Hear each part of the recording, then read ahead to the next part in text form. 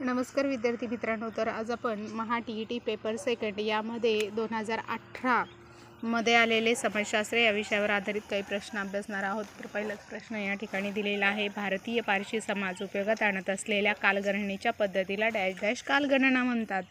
तर पारसी समाजामध्ये जी कालगणना यूज केली जाते तिला शहेनशाही कालगणना असे म्हणतात. तर बघा, भारतातील पारशी समाज वापरत असलेल्या कालगणनेला शहेनशाही म्हणतात. तर जो पारसी समाज आहे तो शहेनशाही एरा असं कॅलेंडर वापरतात. तर पारसी समुदायाद्वारे वापरले जाणारे 3 वेगवेगळ्या झेरोस्ट्रियन कॅलेंडरपैकी हे एक कॅलेंडर आहे. इतर 2 कादमी आणि फसली आहेत. शहेनशाही ही सुधारित झेरोस्ट्रियन कॅलेंडरवर आधारित आहे, जी ससानीड साम्राज्याचा शहेनशाह यजदेगर्ड थर्ड च्या राजवटीत स्थापन करण्यात आलेली होती. त्यानंतर पुढचा प्रश्न आहे. ऊर, उरुक, निपूर ही डॅश डॅशमधील प्राचीन नगरे होती. तर ऊर, उरुक, निपूर ही डॅश डॅशमधील प्राचीन नगरे होती. तर विद्यार्थी मित्रांनो, हा जो प्रश्न आहे इयत्ता 5th स्टँडर्डमधील पाठ्यपुस्तकावर आधारित प्रश्न आहे.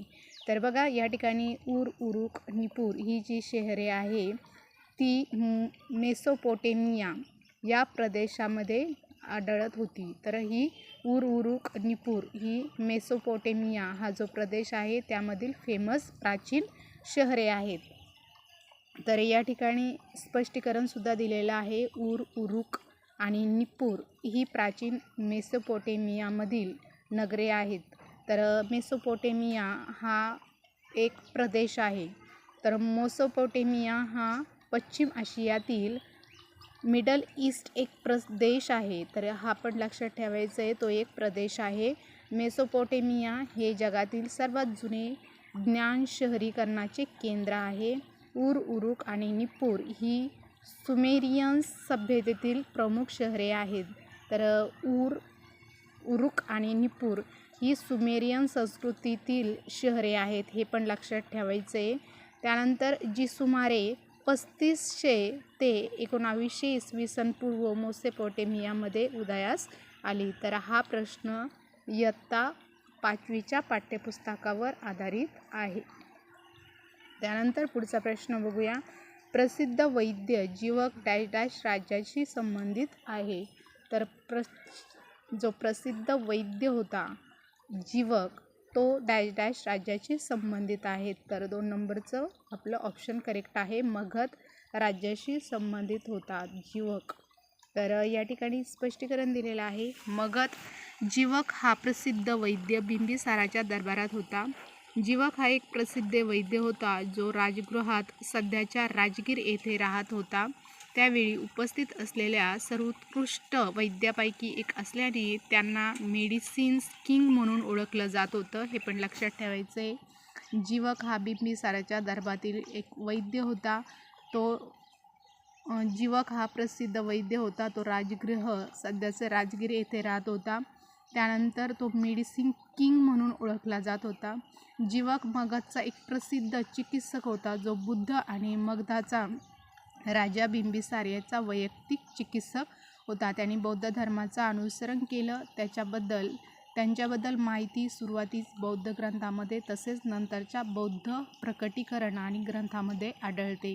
तर लक्षात ठेवायचं आहे, जीवक हा प्रसिद्ध वैद्य बिंबिसाराच्या दरबारात होता आणि तो मेडिसिन किंग म्हणून ओळखला जात होता आणि तो राजगृह म्हणजेच राजगीर येथे राहत होता, हे पण लक्षात ठेवायचं आहे. त्यानंतर पुढचा प्रश्न बघूया. तर पुढचा प्रश्न आहे. अ गटातील ग्रंथाची ब गटातील विधानाशी योग्य जोड्या लावा. तर विद्यार्थी मित्रांनो, जोड्या जुळवायच्या आहे. या ठिकाणी 4 वेद दिलेले आहेत आणि त्या 4 वेदामध्ये कोणत्या कोणत्या गोष्टीचं वर्णन केलेलं आहे त्याची इन्फॉर्मेशन ब गटामध्ये दिलेली आहे. तर बघा, या ठिकाणी फर्स्ट नंबरची जी आपली ऑप्शन आहे ते म्हणजे ते आपलं करेक्ट आहे. तर बघा, या ठिकाणी आपण बघूया. ऋग्वेद हे निसर्गाचे काव्यमय वर्णन. तर ऋग्वेदाची जोडी ही सेकंडला लागते. यजुर्वेद म्हणजे काय, तर यज्ञामध्ये जे मंत्रतंत्र वापरायचे कोणते कोणते आहेत त्याची माहिती यजुर्वेदामध्ये दिलेली आहे. सामवेद म्हणजे काय, तर संगीताचा पाया घालणारा जो वेद आहे त्याला सामवेद म्हणतात. आणि ऋग्वेदातील ज्या ऋचा असतात त्या तालसुरामध्ये गायनाचे मार्गदर्शन या सामवेदात दिलेले आहे. आणि अथर्ववेद म्हणजे काय, तर दैनंदिन जीवनामधील अडचणी आणि संकट आणि त्या संकटावर काय उपाय करायचे याचे मार्गदर्शन अथर्ववेदामध्ये दिलेले आहे. तर या ठिकाणी स्पष्टीकरण दिलेलं आहे. ऋग्वेद संहिता विविध देवताची स्तुती करणारे सूक्ते आहेत. यामध्ये निसर्गाचे काव्यमय वर्णन केलेले आहे. यजुर्वेद म्हणजे काय, तर यजुर्वेद संहितेमध्ये यज्ञात म्हटले जाणारे मंत्र आहेत. आणि सामवेद म्हणजे काय, तर काही यज्ञाच्या वेळी तालासुरात मंत्र गायन केले जाई, ते गायन कसे करावेचे मार्गदर्शन सामवेदात केलेले जाई.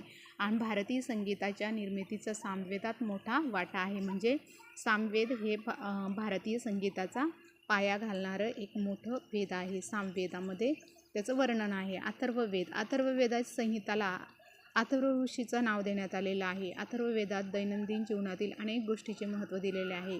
आयुष्यात येणारे संकट, दुखण्यावर करायचे उपाय त्यात सांगितलेले आहे. तसेच अनेक औषधी वनस्पतीची म्हणजे मेडिसिनल हर्बची माहितीसुद्धा अथर्ववेदात दिलेली आहे. त्यानंतर राजाने कसे वागावे म्हणजे ॲडमिनिस्ट्रेशन कसं चालावं त्याची माहिती अथर्ववेदामध्ये दिलेली आहे. ओमघ वर्ष मालखेड पहिला राजेंद्र आणि पुढं डॅश डॅश दिलेलं आहे. तर आपली 3 नंबरची ऑप्शन जे आहे 3 नंबरचं ऑप्शन आपलं करेक्ट आहे. तर या ठिकाणी एक्सप्लेनेशन दिलेलं आहे बघा.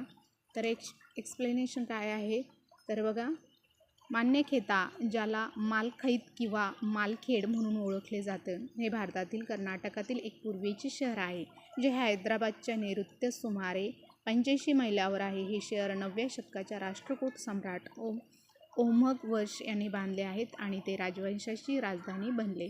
राजेंद्र चोल पहिला दक्षिण भारताचा महान चोल राजा राज चोल पहिला याचा मुलगा 1014 मध्ये चोल सम्राट म्हणून त्याच्या वडिलांच्या उत्तराधिकारी झाला. त्याच्या विजयाच्या स्मरणार्थ त्याने गंगाईकोंड चोलपुराच्या नावाची नवीन राजधानी बांधली.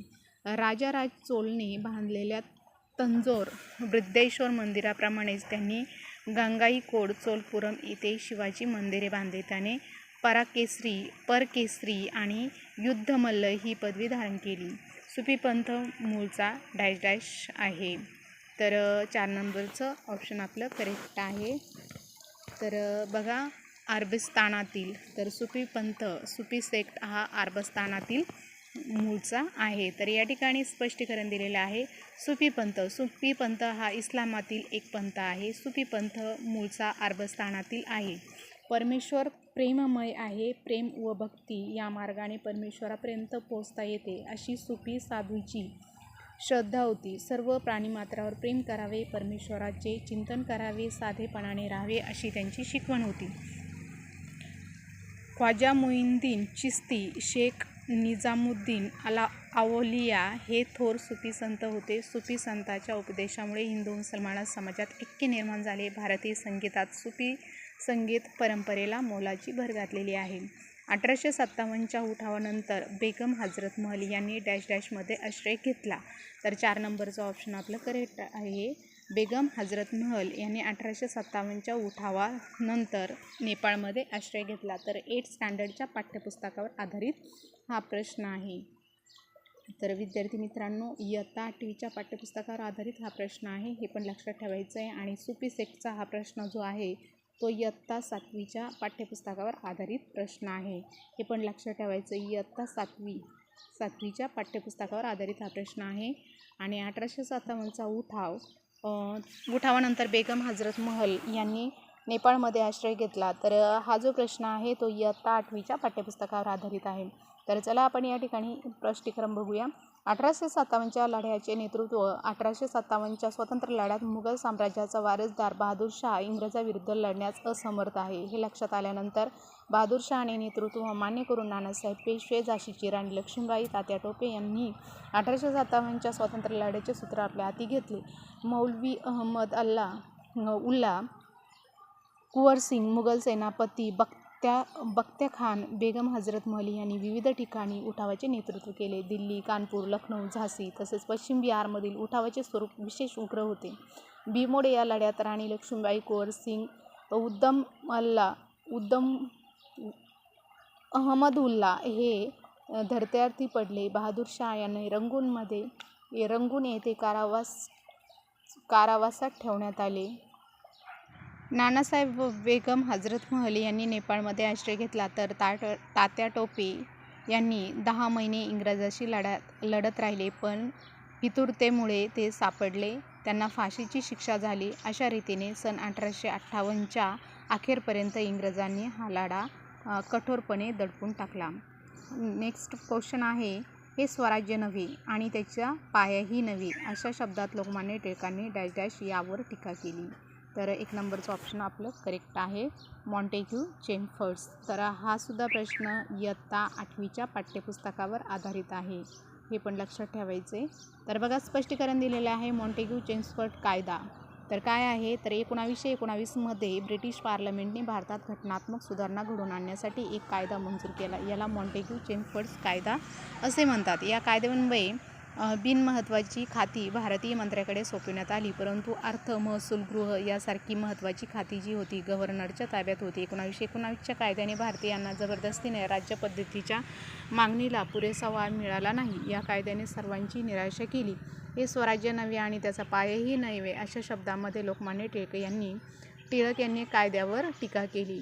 त्यानंतर पुढचा प्रश्न आहे, कुंदग्राम, पावा, दिनाजपूर, उदयगिरी ही तीर्थक्षेत्र डॅश डॅश धर्माशी संबंधित आहेत. तर 2 नंबरचा पर्याय आपला करेक्ट आहे, जैन धर्माशी संबंधित आहेत. तर बघा, कुंदग्राम, पावा, दिनाजपूर, उदयगिरी ही तीर्थक्षेत्र जैन धर्माशी संबंधित आहेत. तर या ठिकाणी स्पष्टीकरण दिलेलं आहे, कुंदग्राम, पावा, दिनाजपूर आणि उदयगिरी ही तीर्थक्षेत्र जैन धर्माशी संबंधित आहे. ती तीर्थक्षेत्र जैन धर्मातील 24व्या तीर्थंकराशी संबंधित आहे. कुंदग्राम हे वैशाली अंतर्गत इतिहासासाठी प्रसिद्ध असलेले महत्त्वाचे ठिकाण मानले जाते. जैन धर्मकार महावीर यांचा जन्म इसवी सन 599 मध्ये कुंदग्राम येथे झाला. कुंदग्राम हे जैन अनुयायीचे पवित्र तीर्थक्षेत्र म्हणून प्रसिद्ध आहे. पावापुरी, ज्याला पावा देखील म्हणतात, हे भारतातील बिहार राज्यातील नालंदा जिल्ह्यातील राजगीर आणि बोधगयाजवळ स्थित एक ठिकाण आहे. जैन धर्माच्या अनुयायांसाठी हे अतिशय पवित्र शहर मानले जाते. भगवान दिनाजपूर हे ऐतिहासिक जैन मंदिर, कानकी आणि रामदेव बाबा मंदिरासाठी प्रसिद्ध जैन धर्मक्षेत्र आहे. उदयगिरी आणि खंडगिरी लेणी मध्य प्रदेश, ओडिशातील भुवनेश्वरजवळ आहे. या दोन्ही गुहा सुमारे 200 मीटर अंतरावर समोरासमोर 2 टेकड्यांवर वसलेल्या आहेत. त्यांचे प्राचीन नाव कुमारगिरी होते. येथे वनवासी जैन साधू जे निर्वाणासाठी निघाले होते, ते तपश्चर्या करण्यासाठी व मुक्कामासाठी येत असत. पुढचा प्रश्न आहे, डॅश डॅश यांनी स्वीकारलेले प्रोटेस्ट पंथाच्या शाखेस प्युरिटन म्हटलं जातं. तर 1 नंबरचा पर्याय आपला करेक्ट आहे, जॉन कॅल्व्हन. तर बघा, या ठिकाणी स्पष्टीकरण दिलेलं आहे. प्युरिटन हे प्रोटेस्ट पंथाचे एक गट होता, जे 16व्या आणि 17व्या शतकातील इंग्लंडमध्ये उदयास आले. त्यांनी जॉन कॅल्व्हिन यांच्या धार्मिक विचाराचा स्वीकार केला. अलेक्झांडर पुश्किन हा डॅश डॅश विचारवंत होता. तर रशियन. या ठिकाणी स्पष्टीकरण दिलेलं आहे, अलेक्झांडर पुश्किन हे तत्त्वज्ञानाच्या दृष्टीने विचारवंत ऐजी रशियन कवी, नाटककार आणि कादंबरीकार म्हणून ओळखले जाते. दक्षिण आफ्रिकेतील केप ऑफ गुड होप आशेची भूशीर यांचा शोध कोणी लावला? तर या ठिकाणी 4 नंबरचा पर्याय आपला करेक्ट आहे, डायस. तर या ठिकाणी दक्षिण आफ्रिकेतील केप ऑफ गुड होप आशेचं भूशीर याचा शोध कोणी लावला? तर डायस यांनी लावला. 4 नंबरचा ऑप्शन आपलं करेक्ट आहे. पोर्तुगीज निव्हेगेटर बार्थोलोम्यू डायस 1888 मध्ये आफ्रिकेच्या दक्षिण टोकावर पोहोचला आणि त्याला Cape of good hope, Portuguese Cabo the बोआ एस्पेराका असे नाव दिले. सोनेरी गरुड पक्षाचे चिन्ह डॅश डॅश घराण्याचे आहे. तर शिलाहार घराण्याचे हे चिन्ह आहे. तर सोनेरी गरुड पक्षाचे चिन्ह हे शिलाहार घराण्याचे आहे. सोनेरी गरुड पक्षाचे चिन्ह शिलाहार घराण्याचे होते. शिलाहार हे 8व्या ते 13व्या शतकादरम्यान महाराष्ट्रात राज्य करणारे एक राजघराणे होते. शिलाहाराची राजधानी कोल्हापूर येथे होती. सोनेरी गरुड पक्षाचे चिन्ह शिलाहाराच्या पराक्रमाचे आणि शौर्याचे प्रतीक मानले जाते. त्यानंतर पुढचा प्रश्न आहे, संस्थानावरील लढाईची योजना ऑपरेशन पोलो या सांकेतिक नावाने ओळखले जाते. तर 3 नंबरचा पर्याय आपला करेक्ट आहे, हैदराबाद. तर विद्यार्थी मित्रांनो, हा जो क्वेश्चन आहे तो इयत्ता 8वीच्या पाठ्यपुस्तकावर आधारित प्रश्न आहे. तर बघा, डॅश संस्थानावरील लढाईची जी योजना होती ती ऑपरेशन पोलो म्हणून ओळखली जाते. तर बघा, या ठिकाणी स्पष्टीकरण, भारतीय सैन्यात 13 सप्टेंबर 1948 रोजी हैदराबाद संस्थाने एकीकरण करण्यासाठी सुरू केलेली लष्करी कारवाई. त्यानंतर पुढचा प्रश्न आहे, 1556 भारतात पहिली मुद्रणालय डॅश येथे सुरू झाले. तर या ठिकाणी 4 नंबरचा पर्याय आपला करेक्ट आहे, गोवा. भारतातील पहिले मुद्रणालय 1550 पोर्तुगीजांनी सुरू केले. भारतातील पहिले मुद्रणालय 1556 सेंट पॉल कॉलेज